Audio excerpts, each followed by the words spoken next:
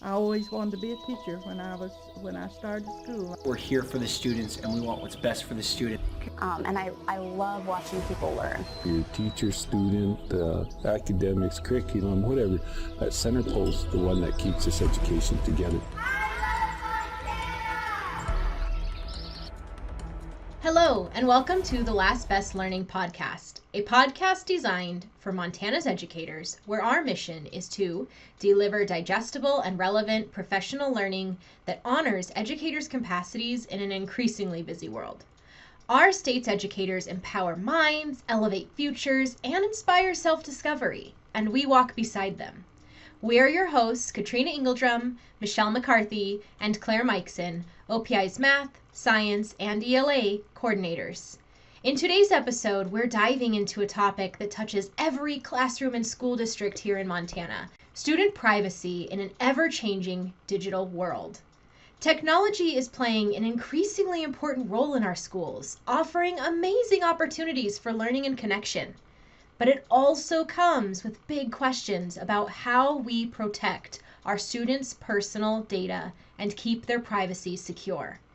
We are so excited to welcome two outstanding tech leaders in Montana, Kathleen Kuchera from West Valley School District and Kiki Moses from Cayuse Prairie School District. They actually reached out to us about this topic, and their passion for student privacy, along with the Montana Pupil Online Personal Information Protection Act, yes, that's a lot to say, it's House Bill 745 if you want to look it up, the ongoing legislative interest in data privacy, and Senate Bill 118, which aims to further enhance student data protections, made us realize how timely and important this conversation is. Both Kathleen and Kiki are not only knowledgeable, but also deeply committed to ensuring that our schools are safe and secure for our students, both physically and digitally. Today, they'll be sharing their perspectives on the challenges of protecting student information, the critical role of data privacy agreements with tech companies, and how AI is shaping the way we think about education and privacy. Whether you're a teacher, administrator, or tech director, we think that you'll walk away from this episode with valuable insights and practical takeaways. Okay, well, let's go ahead and get started. I'm wondering if each of you, Kat and Kiki, can just take a moment and introduce yourselves and tell the listeners a little bit about your roles as tech directors in your districts. Sure. I'll go first. So I'm Kathleen Kuchera, and I've been involved in education for over a decade. So currently I am the sole technology person in a district with about 100 staff members and 800 students.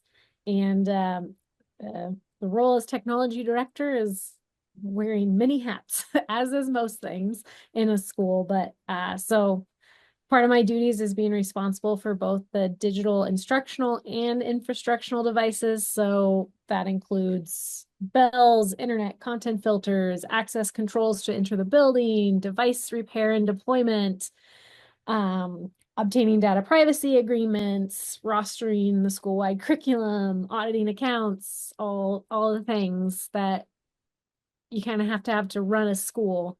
And it changes every day. Yes, thank you. So I am Kiki Moses. I am the IT director at Cayuse Prairie School. This is my 6th school year.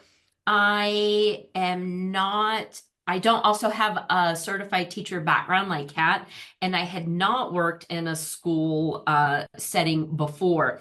It is a whole new world. I am very thankful to be here. And like Kat said, wearing many hats. Some people think we just work on devices and that is just one component. It is reporting, supporting with behavioral issues.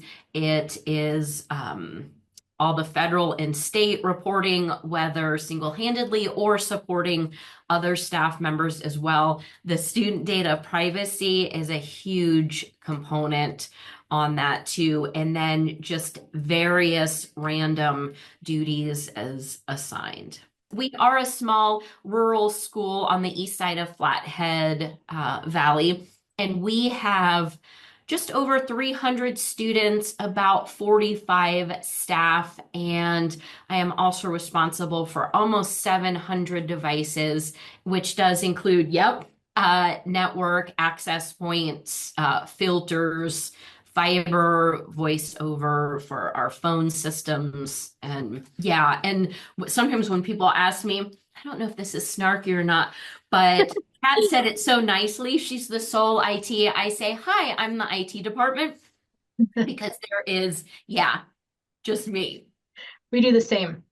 I just introduce myself as the math department at the OPI every single time. I am the math department. It's true. It's true. Yeah. Right on. It's funny Thank you. sometimes how like every level of education has this like common thread of wearing many hats in Montana. I feel like, it doesn't matter if you're a classroom teacher or, a tech director or a state level employee, school board member, whatever. I feel like we all reach a consensus that we do a lot of different things in our roles. Yes, you get it. Yeah, so much. You mentioned a little while ago, Kiki, about the student data privacy and your interest in that. Can you explain a little bit about what sparked that interest and then why you reached out to us about this topic? Yes, thank you. And thank you for this opportunity as well. We're definitely excited to have this platform. So I have to admit, I did do a chuckle as far as what sparked my interest. Is mandatory. However, there is an innate understanding of privacy. I think just every tech director and possibly administrator does understand it. But as far as what lit that fire was House Bill 745, passed through the Montana legislation in 2019. And that did make it law. So, which I think is a good thing, because there wasn't really anything formal to follow. And because of that, we got involved in making sure that any digital curriculum, any vendor that we wanted to use, would adhere to Montana law for protecting our students and staff, but definitely student PII. Kat, do you have anything to add to that question? I think I would say, so I taught before I became a technology director, and when I was kind of thrown into the deep end trying to navigate student data privacy. And once you switch to looking at curriculum through the lens of student data privacy, really kind of was like an eye opener. Because on the teacher side, you're just a lot of times you're just in chaos mode trying to make it work. And there's this resource that's free and it's engaging and the kids love it. And that's your lens that you're looking at it for. But then understanding that there's also another side that we have to look at. And that wasn't even a thing, even though the law wasn't. In fact, that wasn't even like a thing at the schools I taught at before. Oh, yeah. I appreciate that you guys brought this to our attention and you're elevating that lens in all of our minds again and reminding us that it is law. And so thank you for being here today. Thanks for having us. Yeah, as a former teacher, it's definitely something that would be helpful to think about prior to like finding the right program that fits your needs and is free and affordable and useful for your content area. So it's a great perspective. So can you tell us what are the biggest challenges you think districts face in protecting student data, especially in a rural state like Montana? I know I have a lot to say on this, and I'm sure Kat does too. Go ahead. No, you can go ahead, Bert. Are you sure? Okay, yes. Thank you. So we went from 150 students not too many years ago to 300. And then there was the pandemic. And I think for us, the pandemic changed so much. So as you said, looking through that lens, our teachers did an excellent job because they had to pivot and they had to pivot quickly. And it wasn't so much even data privacy or even vetting the digital curriculum that had been done before. Like, is this evidence-based? It was, I need to do something and I need to do something quickly to still provide an excellent education and curriculum for my students. So not looking even into the data privacy at all. So we also, as tech, had to pivot quickly. Kat is so organized, and she had shared what they do. They actually have a process of vetting digital curriculum and looking at it from both angles. Is it necessary? Is it beneficial? And then the data privacy. If we can't get a data privacy agreement, we can't even move forward. So our challenge is we were basically the Wild West, and it wasn't an intentional, but we are still in these huge growing pains of we implemented this, which is already overwhelming to teachers who are already overwhelmed. More gets added on their plate, less gets removed. So for us, that was a huge challenge of understanding this is not to create more work for them. It's actually to benefit them, narrow the focus of what we're going to allow for curriculum, and then understanding the huge points of data privacy. And because we are such a much smaller school, we're just not used to what's going on in the world. And unfortunately, it's awful. And every day there are new challenges and new attacks from threat actors to try to obtain this data. And for me and our administration to help teachers to truly educate them that this is not an IT issue, this is an all of us issue. They are the tip of the spear. They have first and foremost access to all these students' information. And it doesn't just even have to be like a social security number. It can be, are you in a single parent household? Are you McKinney-Vento? Like that is just information that if that gets out is just absolutely detrimental for all of us. I would say like staff resources and training is probably the biggest challenge, and especially in the rural districts, because we are considered a rural district because we are only K-8.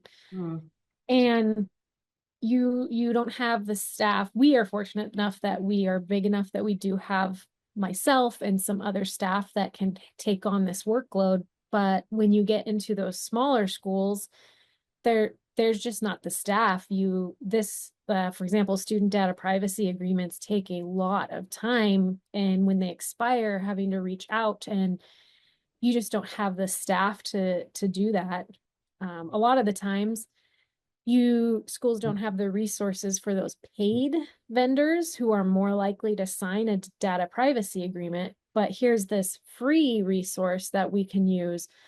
But sometimes it's free for a reason, and that is because that data is there and they can take that data. But we, like schools, sometimes they're like, that's the avenue we have to go through because we don't have the money.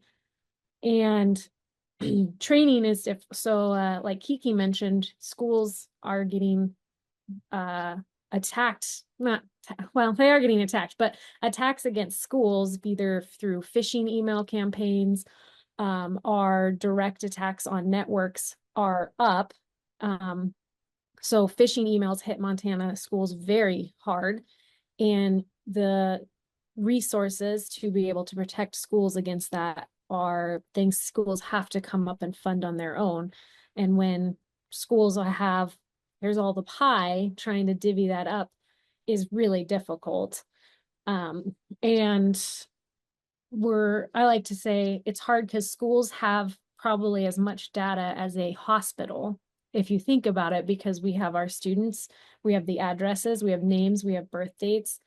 And that's a lot of the information that those threat actors want, but we don't have the resources a hospital does for cybersecurity, which does make it difficult.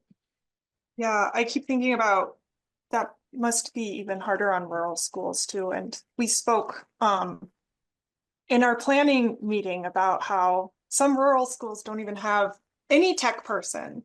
So there's not someone there on staff, and there might be someone there like every month or two, but so your schools are lucky to have you there. We working think so. towards these things. Yeah, Yes. thank you. Yeah, you nailed it. And we know of some really small schools that we don't see any DPAs in the state consortium because there's nobody to do it. And again, these threat actors, they're aware of this, and it's like low-hanging fruit. And it would be nice if when the state or the feds make these laws that they also provide the resources and support. What other steps do you see that schools can take to proactively safeguard student privacy and make sure they're being compliant with these laws? I think the first thing is just taking a look and taking that first step of looking at the resources that are currently utilized. And if it's leadership, then it's let's look at this. What procedure can we establish that works within our staffing to help get this process of getting a data privacy agreement in place? If it's just a teacher, then it's looking at these resources and seeing, is this meeting Montana law, and just making sure to look at these resources through the eyes of data privacy. And another essential one is not focusing so much on the resources, but an important thing of looking at their digital security habits that can cause a breach locally. Are they securing their laptops when they leave their room? Are they locking their door when they leave their room where they have a device open and signed in? Are they sharing their passwords with subs so that their subs can access systems? Are they using Google Manager for password saving, that then if someone accesses their account, then opens up all of those areas, including often the school information system, for someone to be able to access? Agreed. And Kat and I were talking about this earlier, just basic cybersecurity hygiene, if you will, and continually educating staff as best as we can, whether it's you do a good job, Kat, with the like bulletins, newsletters, posters, having opportunities to speak to staff collectively at staff meetings and reminding them that we were not where we were, and you can have a period to lament that, but we do need to move forward.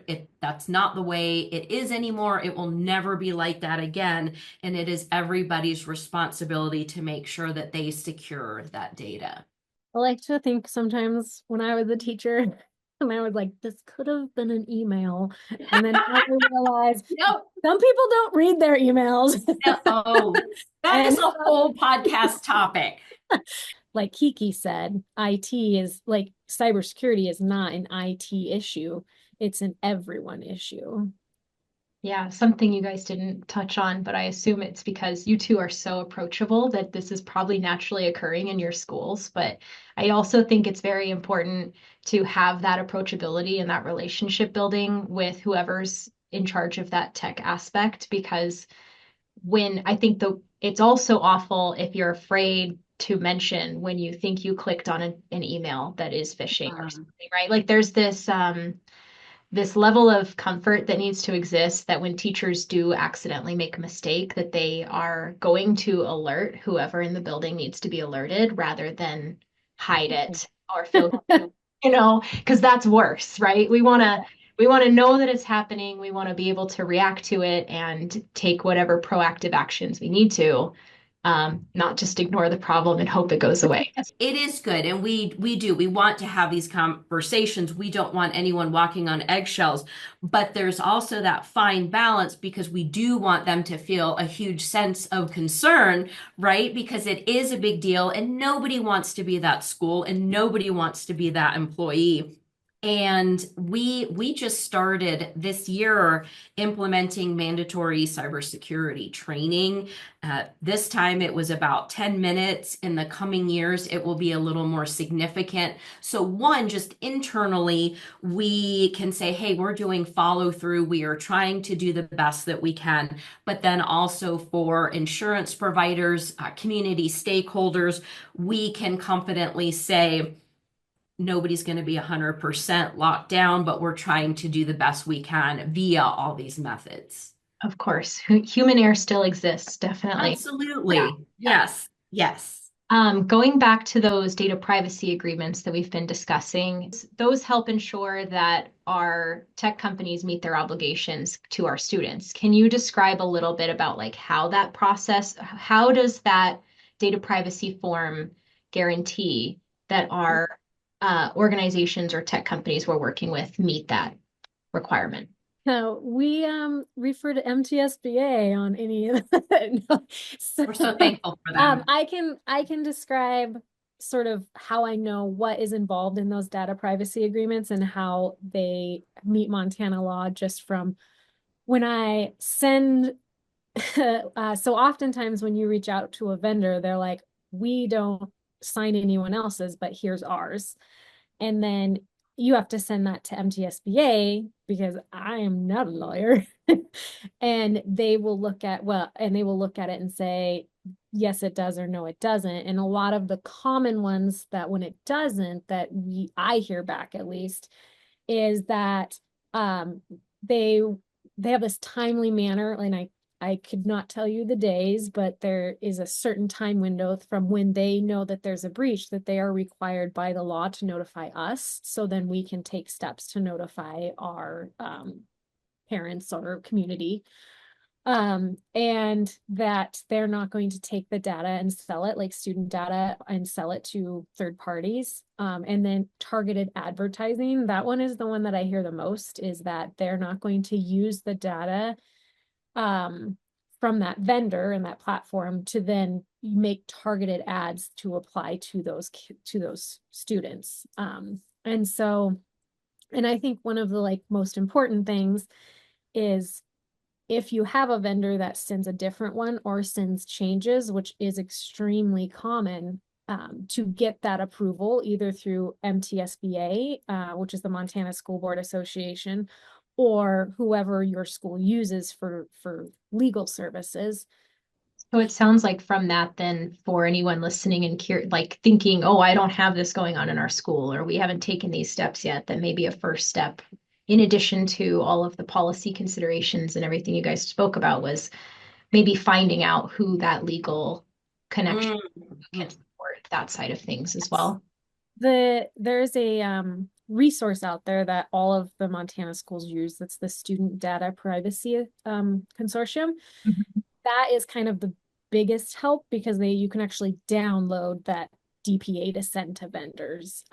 And so then, yes, making sure you have that legal, who can I contact to look this over, because legalese puts me to sleep. Yes. And educators should not be the person in the building doing that work anyway. It's not, no. Not gonna get well if you don't have a law degree. So I'm going to switch gears a little, but our next episode, we're talking to some AI experts, and I'm sure that's a topic that you two have some experience with. So as AI increasingly makes its way into schools, how do you see that impacting student privacy, and what do you think educators and administrators should be aware of? So AI and student data privacy is like Fight Club. Everybody knows it's happening, but no one wants to talk about it. So it's going to be something where you kind of, I see it with two different areas. So number one, you just have AI is going to be ingrained in our life. There's no doubt about that. It's just a matter of timage. And all these schools are trying to make AI policies so that we can guide this. But when it's such a constantly evolving situation, it makes it really difficult. And right now, the thing that I've seen the most is, and not in my school, but when we've been having discussions with other technology directors, is there's been instances in the nation where a teacher has inadvertently utilized AI and disclosed student PII. So for example, they're like, I need a differentiation plan for Johnny in my third grade class. And right there, we've released some information that shouldn't be released.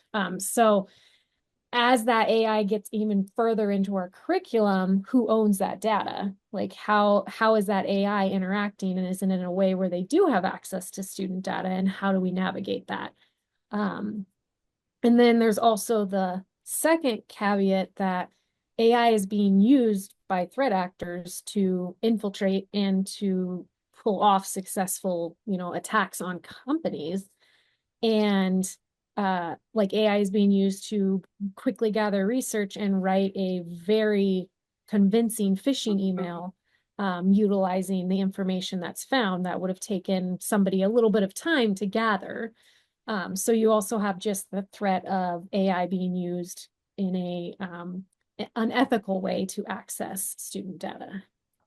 Well, yeah, well said. This is, I mean, Kat and I talk every day, and we are members of the MS ISAC and COSIN, how do you pronounce it? There's both ways. There's probably debate on that. But whereas even a year or two ago, it was rare, and now it's every day. And the use of AI, as Kat said, is making efficient use of data gathering, whereas before was a clever programmer who could still do it pretty quickly, but now it's almost instantaneous. And most of us, just even on our school websites, forward-facing information, staff names, phone numbers, emails, student populations, and any departments, like sometimes athletics and information and rosters. It's some days it's overwhelming because it's here. And again, as Kat said, it's fluid, it is ever evolving. I am thankful that our administration is embracing it, because initially I was nope, but you can't. It's like when electricity and electric guitars, like it's here, and how can we use it to our benefit? So creating lesson plans with AI, our administration would like teachers to start taking a look at it. We had one that used Magic School. That is one we were able to get a Montana DPA for. And she was just so excited because something that would have taken a couple hours took her maybe 30 minutes for a month of plans. That is the positive side. And that's, I'm sure, what most people's intentions are. But again, coming from the top down, for all staff, especially the teachers, to understand that you can't just go for it. It has to be something that is vetted as best as we can. And even then, just a Google search will produce 1 million free AI providers for writing essays, and we are already seeing that now and trying to even educate our students to show we need to see a history of this, because the concern is, are they going to be able to do work on their own or completely rely on it? And I think for all of us, there's just huge unknowns, and we are just doing the best we can as that information comes in. There's so many great resources, and it can go really fast. I think one of the things I've noticed in my use is that it is very good at making itself sound like it's telling you 100% facts every time. And if it's not looking at that through a critical lens, like we know most adults are capable of that cognitively, developmentally, but our students are not, right? And because it's our job to teach them how to look at taking information with a critical lens. But I've seen false statements about Indigenous peoples when I've played around with how could I create an EFA lesson plan, could I do that quickly? And I've seen false things in there with that. I've seen surprising math things that it can't do. But anyway, there's just some things like that we definitely, you're right, we should be teaching students how to use it. We should be teaching ourselves how to use it. And we should be within that protecting our student data as much as we can, and our personal data as well. And that it opens up, as you said, relying on the data, and they call it AI hallucinations. Mhm. And I imagine as the years go by and these large language models become more progressive and accurate, but even as adults, sometimes it is hard to determine fact from fiction, let alone our students, as you said. So yeah, it's yeah, comprehensive. So I guess going back to, our the main points of our conversation here, because we all kind of dive down the AI rabbit hole a little bit. But can you share an example of how your districts are balancing adopting some innovative technologies, whether it be AI or something else, while still protecting that student data? Kat and I are members of META, the Montana Educational Technologists Association, and we don't know what we would do without this group. It is a member-led organization of other ed techs and or ed coordinators. And almost daily now we are communicating, asking each other, what is your school doing? Because this is all new. And then also referring to MTSBA, for our school, it comes down to, do we adopt specific AI policies on protecting the data, or do we retain a general policy? Because AI, again, is so fluid and ever changing, if we pinpoint something specific and then there's a way to circumvent that, or something new is introduced, then we're not covered. And that's something that our school is still working on as well. Well, we have a process at our school, and one thing that I am thankful for is we have somebody who part of their job description is a curriculum director. That's not all they do. And a non-starter is a DPA available, and will they sign it? And if they won't, then there's just literally nothing we can do. If they will sign it, then the next step is it goes before a committee that is looking at what is offered. Does it fill an area that we didn't realize there was a hole or a gap? Does it do something better than one of our other platforms? Just as a way so that we don't have 20 new best things going on at our school that maybe aren't actually the new best thing. It's just the hype of the time.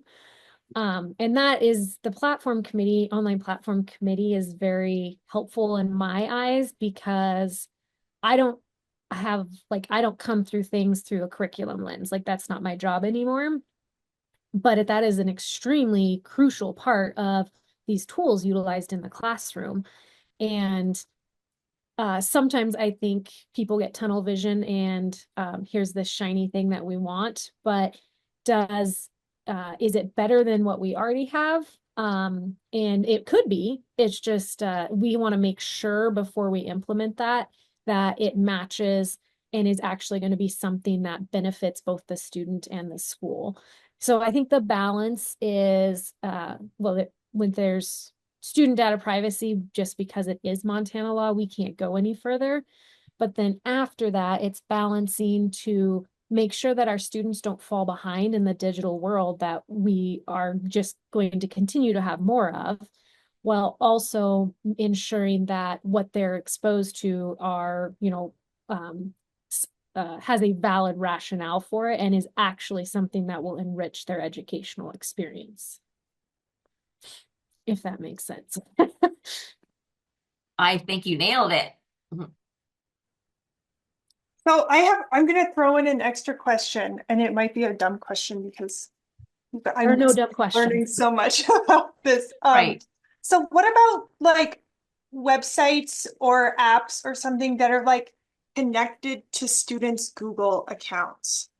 Because it seems like there's a lot of those, and any sort of blockers are more likely to let me, just with my Google account, access those, whether I'm in a school or so. I'm sure the same is true for students, and I wonder if teachers rely more heavily on those.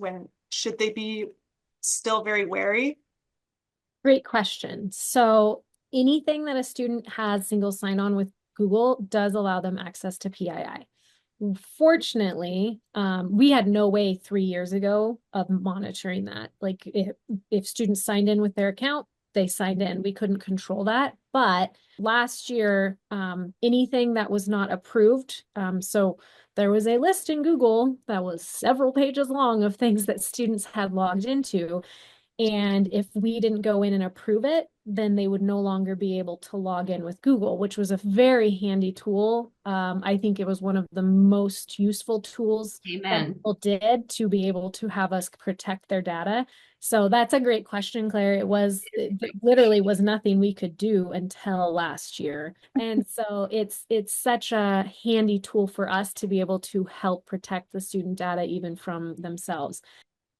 Yeah, even on the teacher's end, though, it seems like having that connection and for you to be able to allow them access would kind of simplify that process of like Yes. finding some sort of software for them, And for their students. Kiki's had to deal with this with extensions, even on the teacher side. So I'll let Kiki. Oh, yes, thank you. And agreed, Claire, that is a great question. So the extensions, again, initially, I had understood the DPAs as, oh, do students access this account? And teachers would say no. We had a teacher that wanted to use something for lesson planning. It was great, it's efficient. But after researching, I realized in order to do that, it had to have access to the teacher's Google Drive, which has access to anything and everything related. So then it was a matter of once I educated myself and then to explain to teachers, okay, you are accessing or you want to give approval to something that does contain that information. We go right back to one, is it going to be approved? And here, it's some of the same people making those decisions. And then, of course, can we even get a DPA on it? But it's school-wide, it's for any staff member, and almost all of us have access to, even if it's limited, there's still basic PII. I appreciate you guys giving all of these examples of what you do to protect student data privacy. Student data privacy. That's a tough one for me. It is. And what educators should be kind of looking out for too. Do you think there's any role that parents or community plays in supporting data privacy efforts? I think the thing that on a parent side is just looking at your school. Do they list, like your child's school, do they list and talk about student data privacy on their website? Do they talk about like what approved platforms they have? Because then that kind of just knows that that's on their mind. And then I think just communication is key. I feel like I went on a weird tangent there, so none of that may be useful. I think it absolutely is. It's like just a reminder to parents that just like we would protect our students from any threat to them, right? We have a duty as parents to protect our student and have the conversation with our schools about what are you doing? How are you doing this? Because we live in an age where our students don't get the privilege of privacy anymore. You know, nobody does, right? Right. So we as families, parents, community members, the least that we can do is just step into a school setting and ask the questions of, is this on our radar? Yes or no? We have listeners that are going to be tuning in, and I think that you guys have provided them with so many great actionable steps throughout the whole episode. But I'm wondering if you can kind of summarize some of those things. What if an educator is listening and is going to want to take some action in their school tomorrow, what can they start doing? I've got a lot to say on this too, Kat. I know. And I'm sure it's identical because it's one of those things, no matter how big your school, how small your school, how well you are staffed, there's just basic needs. And what I would really like to leave with educators first and foremost, and I always say this, teachers are saints. I could not they always tell me, I don't know how you do it. And I say the same thing. I cannot do what you do. It is a gift. And appreciating what they do, how flexible they are, how much of themselves they put into these students. I knew limited when my daughter was in school, but I have an eye opener now. It is all inspiring, and it takes a very special, dedicated person. And I would want them to know that I appreciate all of that, and for them to understand that they're not only responsible, which is enough, for these little bodies, but every bit of information that is attached to these little bodies must be protected. Like you were saying, Katrina, it's the physical safety. You know, what do we do when you're navigating the hallways? What do we do when you are at recess? What do we do at drop off and pickup? And this is no different. We need to look at it as protection and safety of their data, because it is online. And we're likely never going to go back to paper and pencil unless we have the apocalypse. And that is a third podcast. So at this point, it's not looking at them as exclusive. It is all inclusive. And again, just basic hygiene. Some, like all of us, are just a little more techie and understand it. Some, just turning on and off the computer is a challenge because that is not their gift. So anybody can start somewhere. It's a matter of locking your device when you leave the room. And initially was a challenge at our school because, well, I'm only gone for 5 minutes, and we all know what can happen in 60 seconds, let alone 5 minutes. And for those that are a little more savvy, making sure that if you have to share information, it is the least amount that you can provide someone that's asking. Do the best you can to limit what you provide. Use a secure email system. And if it's something that's printed when you are done, if it's not needed or doesn't go into a locked file, to shred it. Just getting into the understanding that the digital attachments to students is equally as important to the physical body. Yeah, Kiki said it all. I think it's just if you don't have a method of, getting student data privacy agreements, having that conversation with leadership and seeing how can we start that process, and like how can we get our school part of the student data privacy consortium so then we have access, because sometimes you are super lucky and some other school in Montana has uploaded a data privacy agreement for one vendor, and that vendor lets anyone sign on, and it's a 30-second ordeal instead of lots more. That's a great reminder too, that tech always doesn't have to be a headache if you're trying to do something new in the classroom. Yeah. Kind of with that in mind, what do you think the future holds for student privacy in Montana? And are there any trends or issues that you guys are keeping an eye on?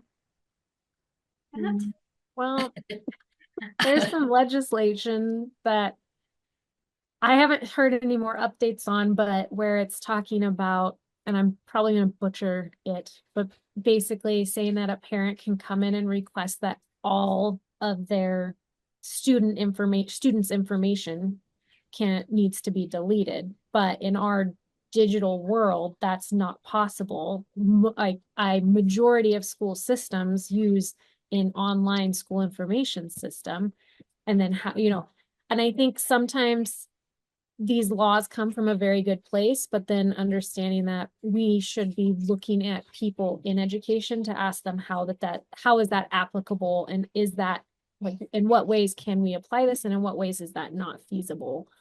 But I think we're going to really see some interesting stuff come out with, I think, an AI and student data, trying to navigate our controls to be able to keep data secure while also not being one of those schools where we're never going to use it and all of a sudden we're a year behind and our students are suffering. I think our threats on the digital front are just going to continue to grow. Like when we ran a tech levy, it was like over 800% increase in phishing email, like malware attempts and all that stuff. So I think it's just going to continue to be a area of concern for students and for staff.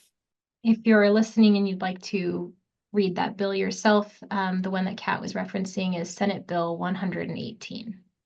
Nicely done. I'm pretty savvy with the Google, you know? Well done. I do know that one made, sorry, Kiki. I know that one popped up in our meta discussions because how do we navigate that if it passes? Yeah, and what you guys are bringing up is that, you know, we have this ethical obligation to our students, right? But we need to face the reality that there is this legal obligation as well. And by not engaging in our best efforts to protect and follow through with these, then we are opening up our communities, our school districts to litigation, which is not something anybody wants to experience. So we do need to do our very, very best in that. I'm wondering if you guys could provide, you know, one key takeaway to wrap up for our listeners. Kiki, I guess we'll start with you. Okay. Okay. Yes. Key takeaway about student privacy, that it's here, and we are not going to regress to stone tablets. We will get there, and it might not be pretty, but for everybody to understand that this is where we are and what part can we all play, community, parents, staff, administration, tech, to at least do our best to protect that information. I like to say that following the regulations for student data privacy is the akin of having car insurance. Nobody's checking it until it's too late. We've had a lot of those tough conversations where it's like, we really like this resource we're using, but can we afford to have something happen that results in litigation because we knowingly did not follow Montana law? So it's one of those things where it might not be regulated and we might not be checked on it, but the importance of it is if something happens, then it's too late. I love that analogy. That was a really good one. And yeah, the stakes are high, right? We're talking if somebody gets a hold of that data, they could use it to pretend to be our students online. They could use it to steal our students' identities. You know, the effects are long-term and very detrimental potentially. And correct. Yeah. I think also one thing that I took away from what you guys were sharing earlier as well is that like the program that you're utilizing might look free on the surface, but the currency you're trading is your privacy, your students' privacy, and all the data involved, right? So going in with the mindset that every website, every program, everything we're using on the tech space, we're trading that currency. And that is probably our number one concern. If the listeners want to reach out to you guys to learn some more, can they contact you via your email? Would that be acceptable? Yeah. Yes. Thank you. Yes. We will share it. We'll put it on the screen. Okay. Your private data on YouTube. Well, thank you so much for coming to us with this idea and sharing your expertise. It's been a great conversation. So thank you. Thank you so much for the opportunity. Thank you. Yes. From our conversation with Kathleen and Kiki, we learned that it's clear that the challenges of safeguarding student data in an increasingly digital world require thoughtful planning, collaboration, and a commitment to ethical technology use.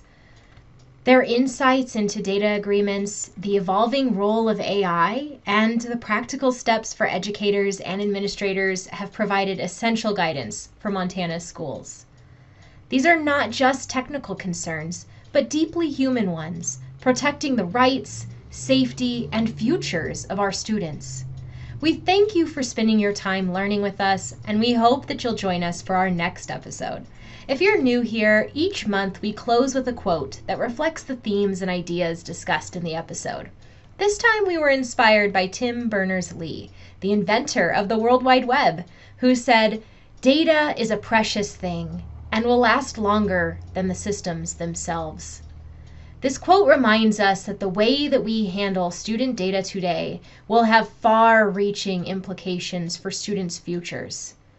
It challenges us to think critically about the technology we use and the long-term impact of the decisions we make as educators, parents, and leaders. As you reflect on today's episode, consider these questions. How can we, as educators, ensure that the systems and tools we adopt prioritize the long-term protection and ethical use of student data? In what ways can we educate students about the importance of their own digital privacy and equip them with the knowledge to navigate an increasingly data-driven world? If you would like to dive deeper into these topics, please check out our listener guides, which include pathways for earning PDUs through independent and collaborative learning. You can find the link in the description of this video. Finally, if you have any ideas for future episodes, we'd love to hear from you, just like Kiki and Kathleen. Please fill out the Qualtrics form linked in the bio and in the listener guides, or shoot us an email. Your input helps us continue to provide meaningful and timely content for our educators in Montana. Thank you for listening, and until next time, keep learning, keep growing, and keep inspiring.